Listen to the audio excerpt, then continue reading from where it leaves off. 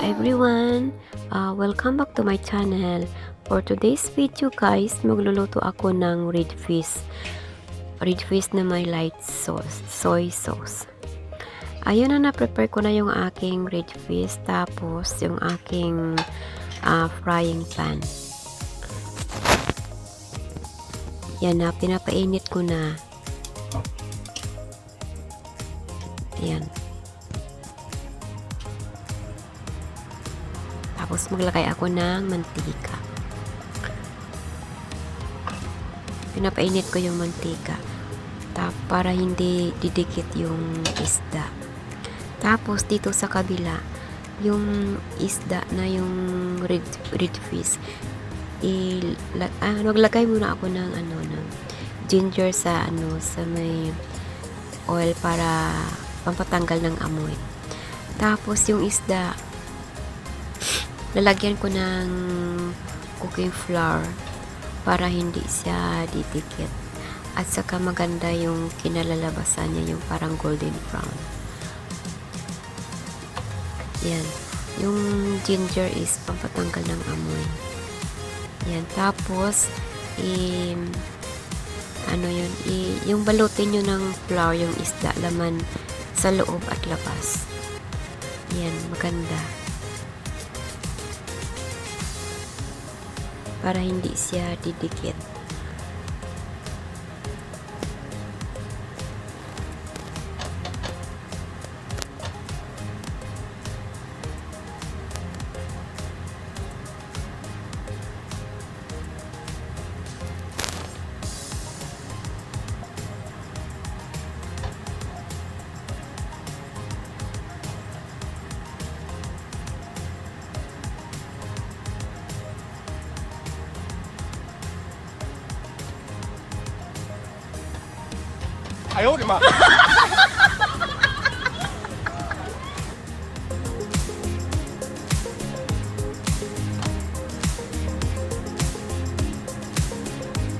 Huwag naman masyadong flour kasi hindi naman maganda pag marami. Yung parang makadikit lang sa isda. Yan na guys, mainit na yung aking mantika. Tapos, iprito ko na yung isda. Yun.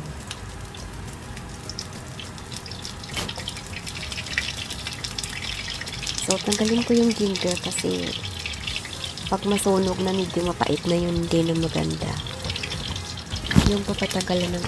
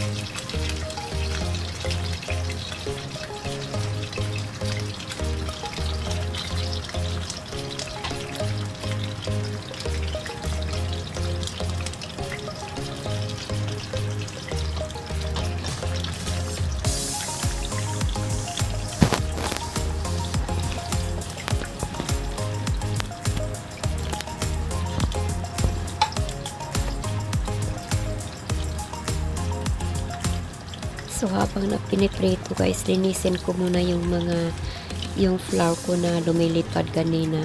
Tingnan nyo kasi yung flour lumilipad. So, para makatipid ako mamaya sa aking hugasin. So, yan. Magpupunas muna ako at habang nagpiprito, naghugas ako ng aking hugasan kasi ang dami kong hugasan. Ang dami kong nagamit ba. So, para makatipid mamaya yan, kunting hugas muna.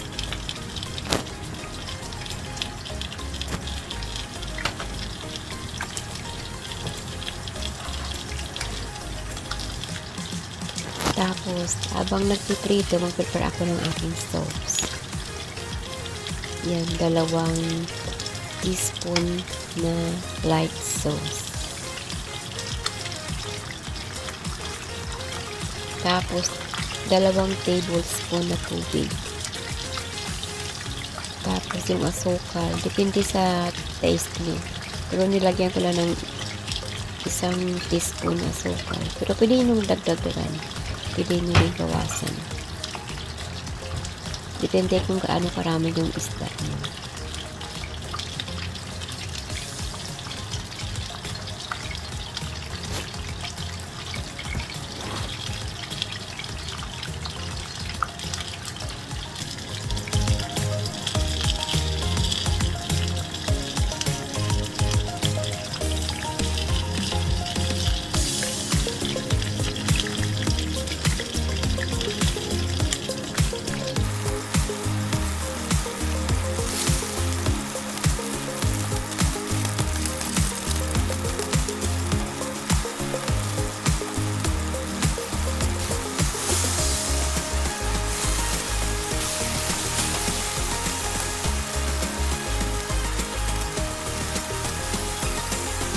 Yan na guys, tingnan nyo ang ganda ng kulay niya. Kasi hindi nagkatikit-tikit. Yan, tamang templa. Ang ganda ng kulay niya.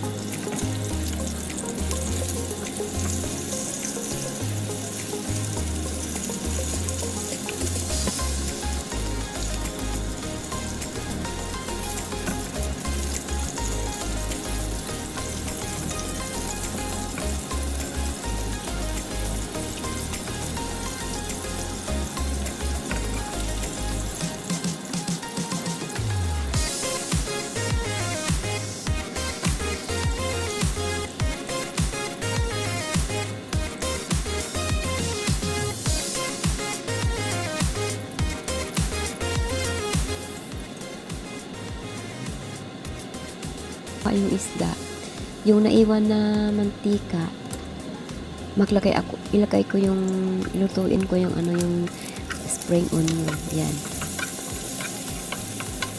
Yan, medyo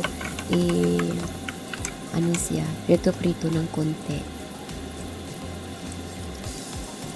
Tapos ilagay ko yan sa sa taas ng isda. Pampakulay at pampabango.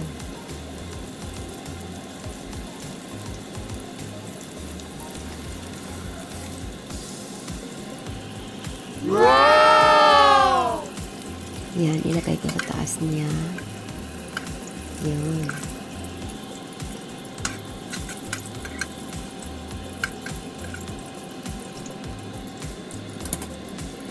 Tapos yung natirang mantika, idagdag nyo pa rin sa isda para may konting siya yung mantika.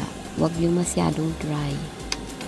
Tapos yung sauce ko, ibuhos ko dyan sa aking frying pan na mainit. Mainit yan. Huwag nyo nang i-on yung apoy kasi mainit yan eh. So medyo naluluto ng konti yung sauce niya. Yan. Tapos, ilagay niyo sa isda. Yan. Yan ang pampalasa. Masarap. Subukan niyo guys. Masarap. Chinese style na fried red fish. Yan. Ang ganda. At masarap na rin siya. Yan. Thanks for watching guys. Salamat sa panonood. Yan. Thank you. Thank you sa aking silent viewers. Subscribe. Mangs Vlog. Bye.